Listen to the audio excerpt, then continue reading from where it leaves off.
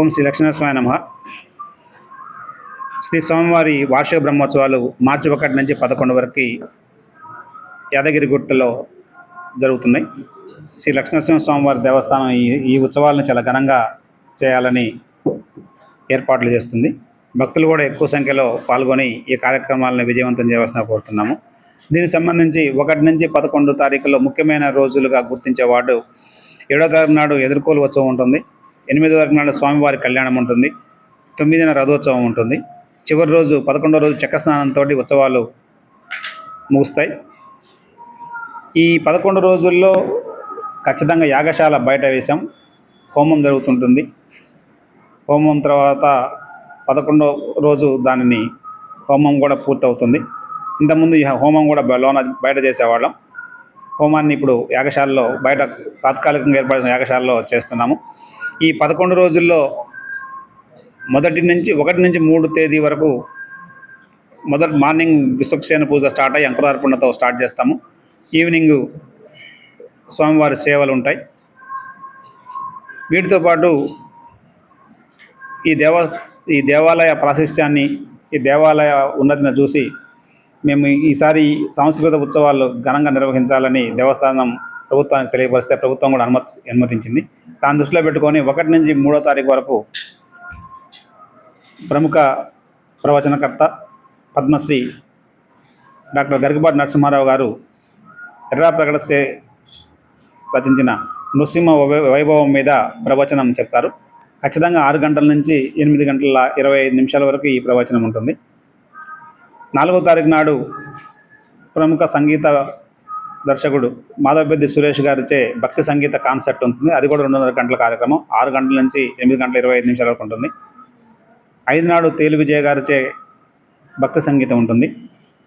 6 నాడు ప్రముఖ వాగ్గేయకారులు అన్నమాచార్య ట్రస్ట్కి ఇంత గతంలో పనిచేసిన వారు తిరుమల తిరుపతి దేవస్థానం ఆస్థాన విద్వాంసులు శ్రీ గరిమెళ్ళ బాలకృష్ణ ప్రసాద్ గారి సంగీత విభవరి ఉంటుంది. 7వ తారీఖు నాడు స్వామివారికి శోభరాజు గారిచే అన్నమాచార్య కీర్తనలు, త్యాగరాజ కీర్తనలు, భక్తి సంగీతం ఉంటుంది. 8 స్వామివారి కళ్యాణం ఉంటుంది కాబట్టి ఆ రోజు కార్యక్రమాలు ఉంటాయి. 9న ఎప్పుడు వస్తారు మన టెంపుల్కి రామాచారి గారు లిటిల్ మ్యూజిషియన్స్ అని ఒక అకాడమీ, చాలా ఫేమస్. వాళ్ళ బాబు కానివ్వండి, వాళ్ళ పాప కానివ్వండి, వాళ్ళందరూ పెద్ద సింగర్స్. వారిచే మ్యూజికల్ కాన్సర్ట్ ఉంటుంది. ఈసారి బాగా పేరెన్నిక కళాకారులు, వాళ్ళని గౌరవించడంతో పాటు ఈ మధ్య 5 నుంచి 6 మధ్యలో స్థానిక కళాకారులకి మరియు 8:30 నుంచి 9:30 మధ్యలో స్థానిక కళాకారుల కంటే రాష్ట్రంలో అప్పుడప్పుడే వస్తున్న కళాకారులకు కూడా అవకాశం కల్పించడం జరిగింది వీళ్ళ మధ్యలో కూడా. సో కాబట్టి సంగీత కార్యక్రమాలు, ఈ ప్రవచనాలు ఇవన్నీ ఉంటాయి. వీటికి కూడా భక్తులు ఎక్కువ సంఖ్యలో హాజరు కావాలి. దాన్ని దృష్టిలో పెట్టుకొని దేవస్థానం ఒక ప్రతిపాదనని ప్రభుత్వానికి పంపుతుంది. మళ్ళీ ఈ కొండెక్కాలంటే టోల్ సమస్య ఉంది. ఈ స్థానికులు ఎక్కువగా వస్తారు, వాళ్ళందరూ కూడా వెహికల్స్ మీద రావాలన్న ఇబ్బంది ఉంటుంది కాబట్టి మళ్ళీ పోయేటప్పుడు ఇబ్బంది ఉంటుందని సాయంత్రం 5 గంటల నుంచి 8:30 మధ్యలో వచ్చే వెహికల్స్కి, ఈ కార్యక్రమంలో పాల్గొనే ఏ వెహికల్ అయినా సరే వాటన్నిటి కూడా టోల్ మినహాయింపు ఇవ్వాలని ప్రభుత్వానికి పంపుతున్నాము. అది కూడా ప్రభుత్వం నుంచి అనుమతి లభిస్తుందని భావిస్తున్నాం ఖచ్చితంగా. ఎందుకంటే స్థానికులకి ఎక్కువ ఇవ్వాలి. మళ్ళీ 500 రూపాయలు టికెట్ పెట్టుకొని వచ్చి అది రోజు వస్తే 11 రోజులు 5,500 రూపాయలు ఖర్చు వస్తుంది దేవస్థానానికి. దానివల్ల దేవస్థానానికి ఆదాయం కూడా అంత మనం లోకల్ వాళ్ళని బాధపెట్టి ఆదాయం సంపాదించే ఉద్దేశం లేదు.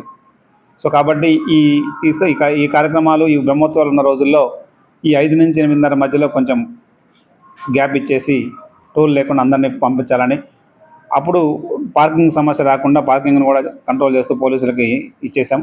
బస్సులు కూడా ఒకవేళ అందరికి రిక్వెస్ట్ చేస్తాం, బస్సులలో వెళ్ళండి ఫ్రీగా, మళ్ళీ బస్సుల మీద చేద్దాం. బస్సుల మీద వచ్చేవాళ్ళు బస్సుల మీద వస్తారు, వెహికల్ తీసుకు కూర్చుంటారు. కొంతమంది బస్సు ఎక్కలేని వాళ్ళు